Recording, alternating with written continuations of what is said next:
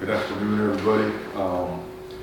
Appreciate everybody being here, and want to start by thanking our fans. I think we all saw that the type of energy they created, the atmosphere they created was absolutely electric and impactful and a difference maker for us. And it was also great to see so many alum at the game. I mean, a lot of guys that I got to watch growing up, guys I played with, guys I had a chance to coach via GA when they were here, and they came strong. You know, I think it was over 250, and you know, I think that should be the standard for us on those weekends. And then campus as well, and our administration, because homecoming week, the buzz, the energy, just it was an unbelievable feeling in the air as it relates to the University of Miami and community.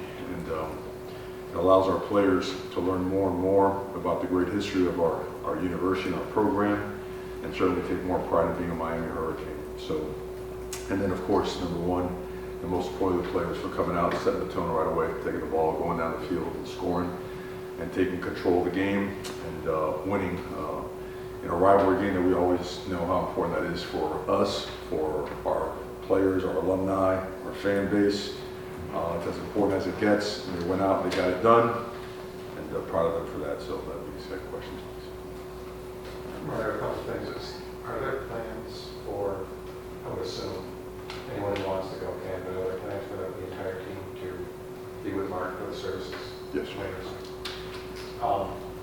To the point you made both Saturday night and now about the atmosphere. Everyone knew this game would be a sellout, obviously, and everybody was on red alert for a big game. Everyone knew that. How do you continue that same energy, even if the crowd is 66,200 on Saturday? Well, it's, you know, Miami loves a winner, always has, and I think it's a town that, if you look at in history, all the different teams, franchises that have played here, it's the coaches that have had success. They were tough SOBs, and they worked like absolute maniacs to produce a winner. And because the city loves backing a winner, and when the teams win, they come out in full force, and it's a different kind of energy. I think anybody that's been here for, name it, Miami Hurricane National Championships, Miami Dolphins Super Bowls, Miami Heat, you know, World Championships, you know, the Panthers this past year, the Marlins, it takes on just an entirely different mood and mode as a city, and we felt that. Our players felt that on Saturday. I mean, just pulling up, it was so different. It was off the charts, and I think we'll see that trend continue to get stronger and stronger, and looking forward to seeing it on Saturday. Mario, you've said before that you guys are going to need to find ways to win games when Cam Ward isn't being the Cam Ward that we saw through the first half of the season. To see the run game, the defense, see everybody contribute to that win last week when Ward was good, it wasn't what you saw with a lot of things during the start of the season. How good was it to see the whole team put a game together like that? Well, I think it's always awesome to see our team come together. They support each other extremely well on the sideline, regardless of the circumstances. And Cam did play a good game. I think at the end of the day, they dared us to run the ball. And so we did for, you know, 33, 34 times for 7+ yards a pop. You know, we're very physical at the point of attack, finished blocks well down the field and popped some big runs. And when, you know, we had the ball 8 times in total and we scored on 7 of those. We usually average, I think, 12 possessions a game. So, you know, you do the math there, you could see what type of game this was on its way to being, you know, with 12 possessions. So I think it also shows that we can be effective in many different ways, and that and I think it's awesome to see the support of the quarterback, you know, for his tight end to have a higher completion percentage rate than in the game. Does that mean there's a quarterback controversy between the go either way on that? No, I think we'll be okay in that department, but it was really, it's strong to see these guys interact with each other, and I think it's even stronger when you see them get together today, understanding that there's no sense of, hey, we are a perfect thing, you know. I think everyone fully understands that for us to go to where we want to go, we have to do, you know, a lot of things better. You know, to a standard that we have set for ourselves has to be reached on a more consistent basis, and that's great to be around because you can work hard, you can push, and not worry about sensitivity, moods, or feelings. Beating Florida State, Florida, USF, and your family 1 year, kind of earn that state championship. How big of an impact do you think that's going to have on the recruiting shows when you're trying to increase the in-state prospects? Well, I think it shows certainly trajectory. I think it also shows validation of things that we had preached and things that we had been working on, and I think people had seen it in practice. And it's one of the goals of the year, and it's also important that, once that was done, the clock hit 12, and we were on to the next one. So as important as those things are, they're acknowledged, they're recognized and respected. It'll carry some weight, some of that stuff, because I think people see style of play and physicality and also player development, particularly at the high school level. I think the best thing we did was turn the page and focus on Duke. Mario, speaking with Duke, obviously, Manny Diaz was your predecessor. How much have you guys just crossed paths in your professional lives? Not much. There's been some games where I was an offensive line coach at Alabama, and Coach Diaz was a defense coordinator at Mississippi State and Middle Tennessee when I was at FIU, but aside from that, not much. Gotcha. And then obviously their defense is very good. A very good turnover margin, forced a lot of fumbles, got a lot of sacks. What have you seen from their defense on film? Really impressive. Really impressive. I mean, they force a lot of turnovers. Besides the turnover margin, third down, they're excellent. Red zone, they're excellent. Tackles for loss, I believe they're second or third in the country, if not first. Very disruptive. They play really hard.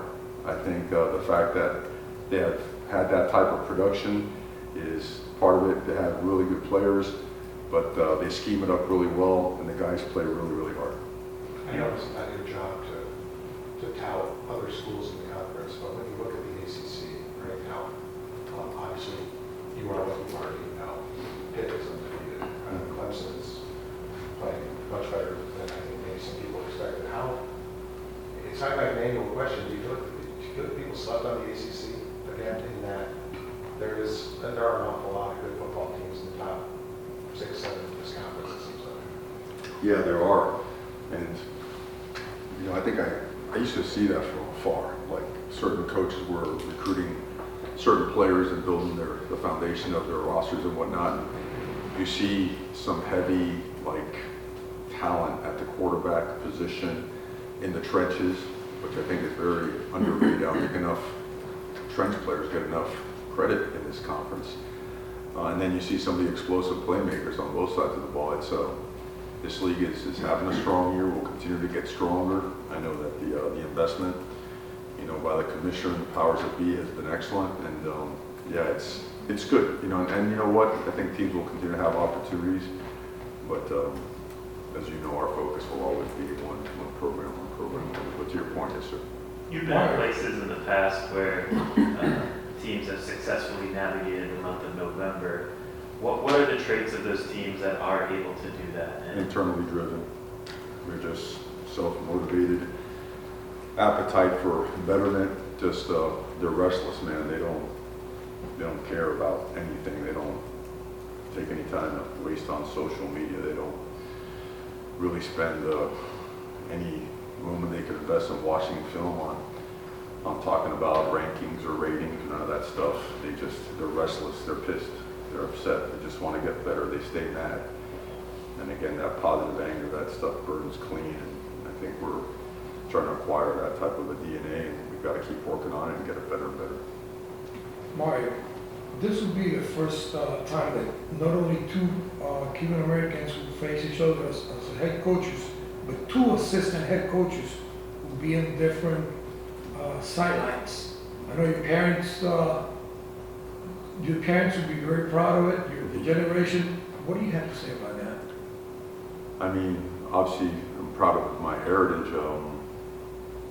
My parents were the best thing in the world. They were the toughest SOBs I've ever been around, and thank God they were.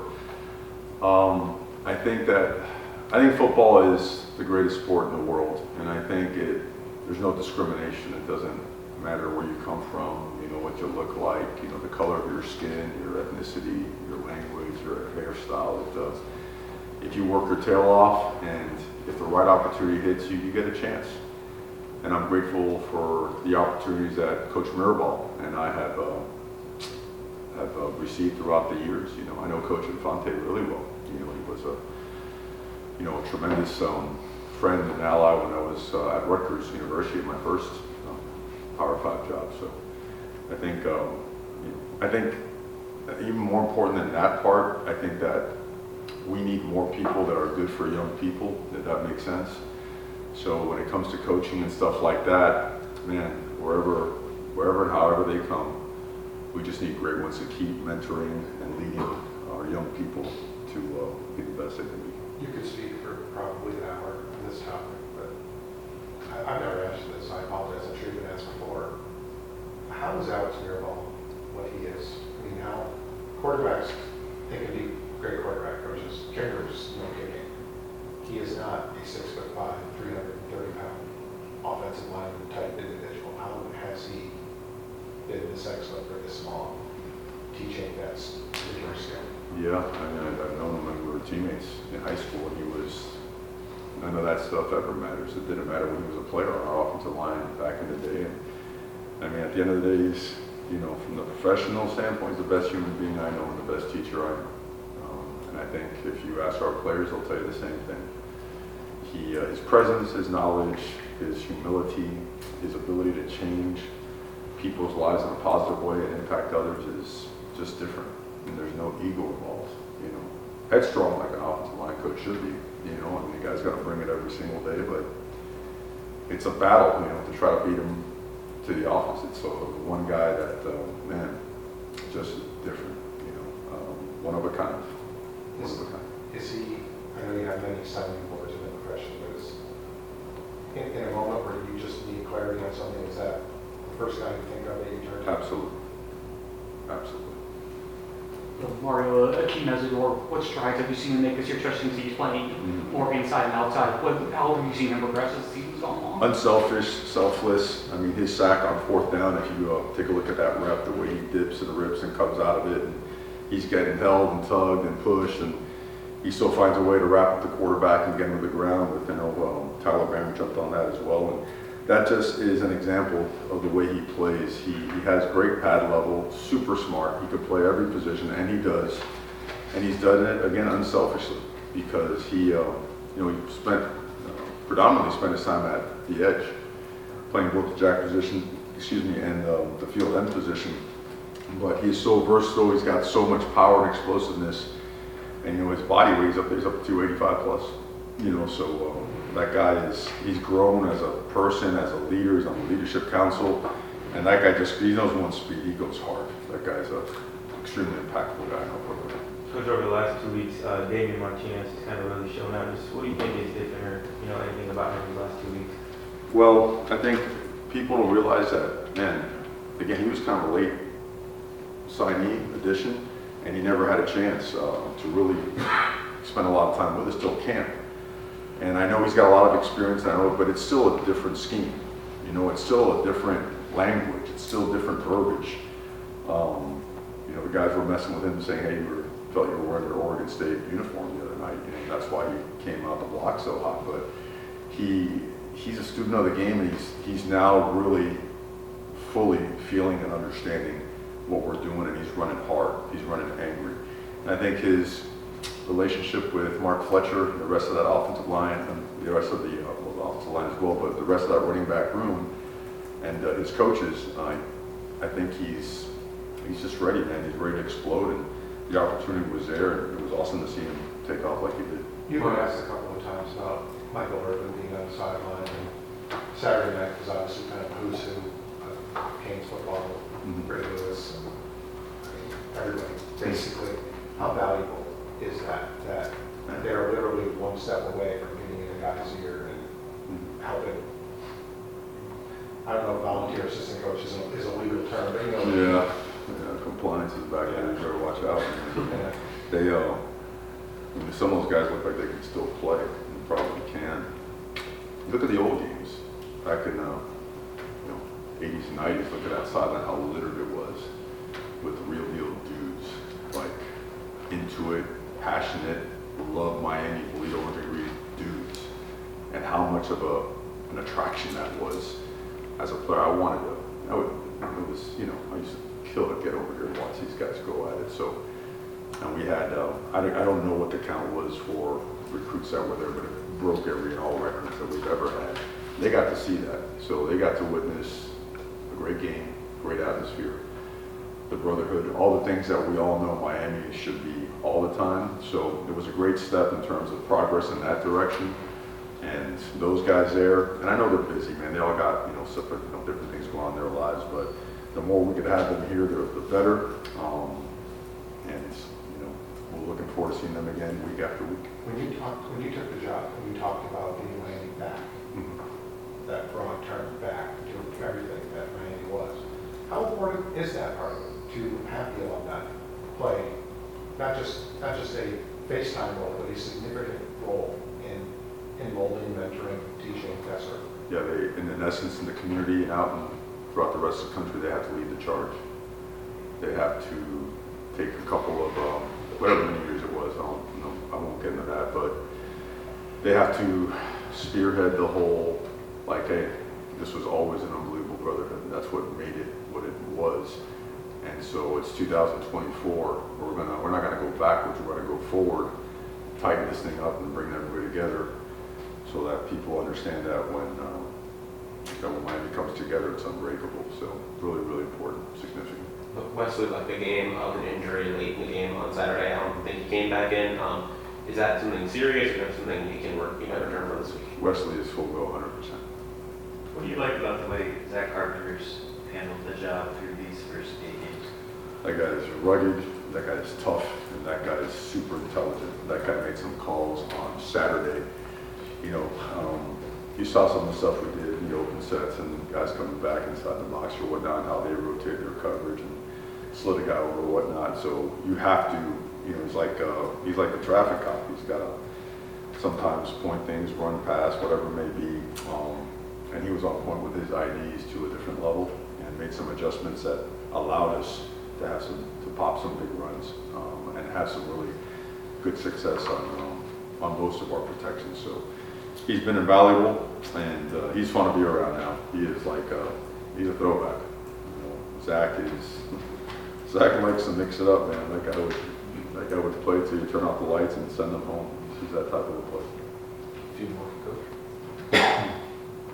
How about just special teams? It seems like, you know, obviously this past game, special teams in that outcome, but also Duke has had success blocking kicks and punts.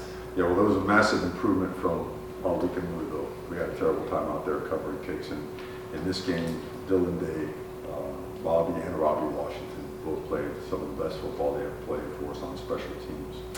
Darius Hayes was outstanding. Zaquan Patterson was great. Bobby Pruitt. All those guys made a tremendous difference.